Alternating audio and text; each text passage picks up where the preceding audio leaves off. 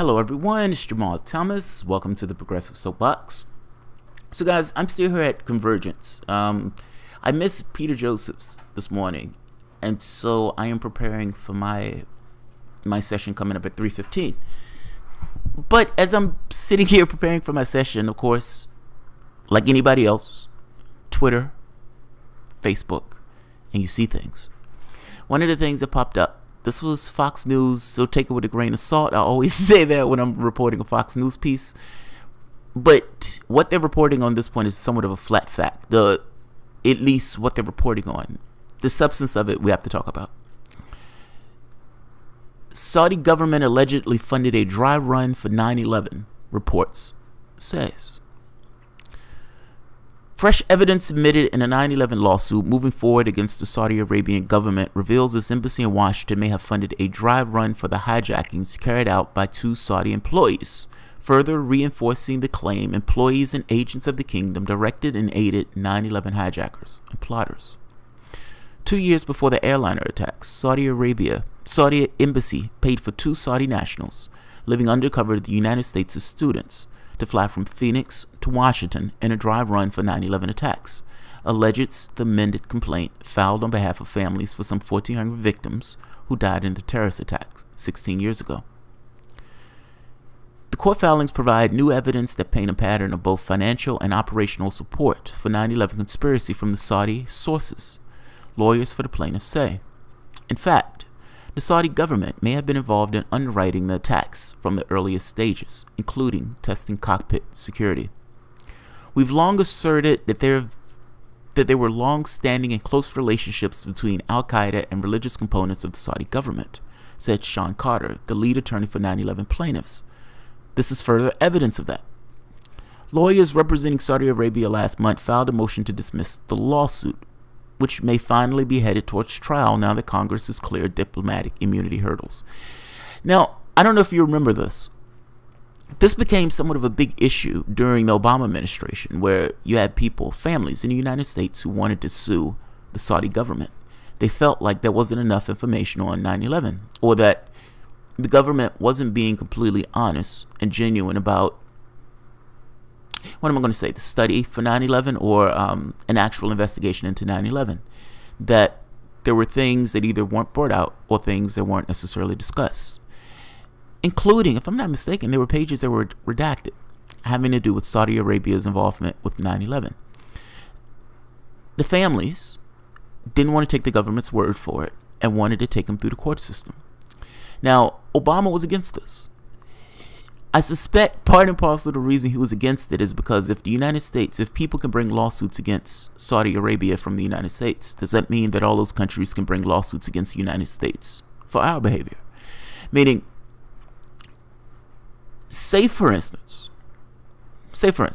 and I'm not saying this is the case, but say for instance, and actually let's do one thing first. What? No, screw it. Say for instance, it was Saudi Arabia.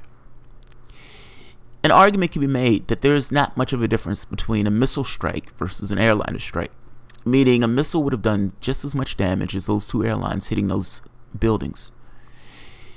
It's an assault. It's an attack. Does that mean if we, the United States, if our court system can take the Saudi Arabia to court for attacking this country in a military capacity, does it mean that other governments can do the same thing for the United States? Meaning all of these nations we've been bombing and murdering civilians, understand, majority of the people we hit, we don't know who those people are. We don't know who they are. Some of the studies go up to 90% of the people we hit are civilians. Can those families, the faceless, the nameless, can those people bring lawsuits against the United States now that the United States is bringing a lawsuit against another foreign government? And it's not the United States, it's elements within the country itself bringing that lawsuit. Now, just to nail another point home, this is alleged. This is alleged. Right here, this part. Fresh evidence submitted in a 9/11 lawsuit moving forward against the Saudi Arabia government reveals its embassies in Washington may have funded a dry run for hijackings carried out by Saudi employees. It's this part. 2 years before the airliner attacks, the Saudi embassy paid for 2 Saudi nationals living undercover in the United States as students to fly from Phoenix to Washington in a dry run, alleged attacks. This sounds like one of those things that you should be able to nail down either through court docs or something, or some kind of the record system of the embassy itself. But who knows? Just because we've cleared somewhat diplomatic ties, I don't know how that works with regards to discovery. We're talking about a foreign government. These people trying to get information on the foreign government. This is one of those, I would argue this is probably new territory. The fact that Congress had to kind of remove the hurdles for this lawsuit to take place, I would imagine this is new territory. Now, the United States, the ties between Saudi Arabia and 9/11, this is fascinating to me. Democrats have been screaming at the top of their lungs about Donald Trump and 9/11. I mean, and Russia. The evidence between those things is somewhat minor. I understand there may be financial ties, but there's evidence that contradicts their narrative of Trump and Russia hacking into the DNC. The point I'm trying to make here is, in Hillary Clinton's, in those WikiLeaks documents that were released, it came up with Hillary Clinton herself saying that there's a tie between Saudi Arabia and terrorism, that they export that stuff throughout the region of the world. Why don't they have more, I guess, political support for this? If that makes sense.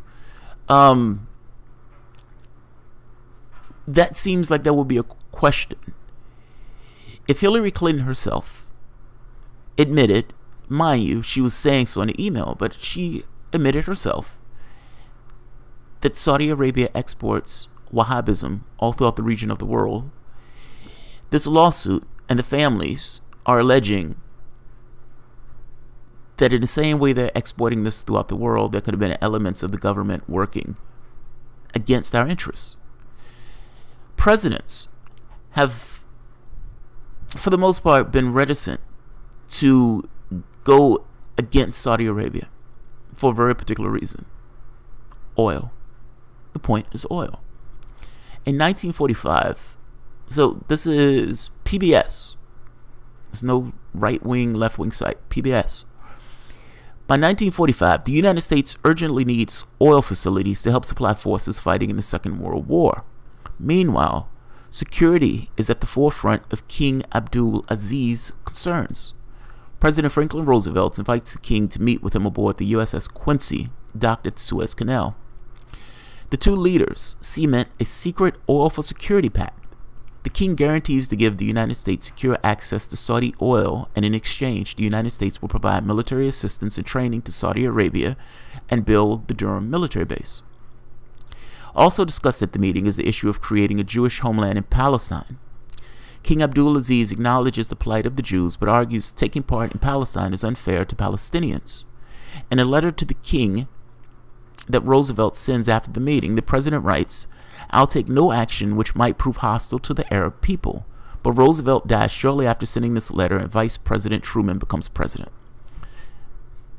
We never keep our deals, man. I mean, honestly, we never keep our deals. If we want to talk about the deal with Russia, we wouldn't expand NATO after the Soviet Union goes bust. Yeah, that didn't happen. Or even this one. This idea of, hey, don't screw over Palestine. That's not necessarily fair to them. Truman comes in and was like, whatever. That was the last president. I'm a new president. I'm not going to be held to those standards. Tangent. This is interesting. Keep an eye on this lawsuit. I'm going to follow this. I'm going to follow this. This is a fascinating case. Understand, like, all these guys who want to, anytime the United States dislikes something, meaning if it's we dislike somebody, we hate somebody, we think that person is a terrorist or whatever, we're perfectly okay with decrying who they're associated with. So they would say Iran supports terrorism. These guys are literally exporting that shit out through the region. We sell these guys millions of dollars of weapons. Donald Trump just sold these guys $100 million in weapons. Hillary Clinton was meeting with elements of Saudi Arabia and again, giving them weapons. weapons for oil. It's weapons for oil. Now, they're doing really disgusting things with those weapons. Think of what's taking place in Yemen. They're literally destroying that country. It's the poorest country on earth, or one of the poorest countries on earth. They're paying $100 billion for weapons, and they've been bombing and starving Yemenis by the hundreds of thousands. So, this is our contracts. Whenever you see the United States get on some kind of soapbox about working with quote-unquote terrorists or working with people who aren't necessarily of the highest moral caliber, let's put it that way, remember this. There's I remember having a conversation with someone who had ties to people who were in Saudi Arabia, talking about crucifying a guy. In other cases, beheading people in public. All these gross, horrific things.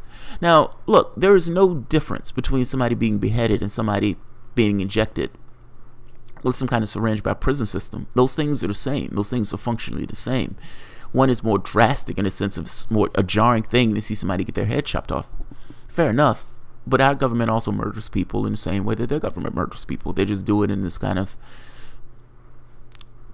comically barbaric way. These are our allies, though. When they're talking about Bashar al-Assad being a horrible dictator, all this other stuff, these are our allies. We have no issue with Saudi Arabia exploiting terrorism throughout the region of the world.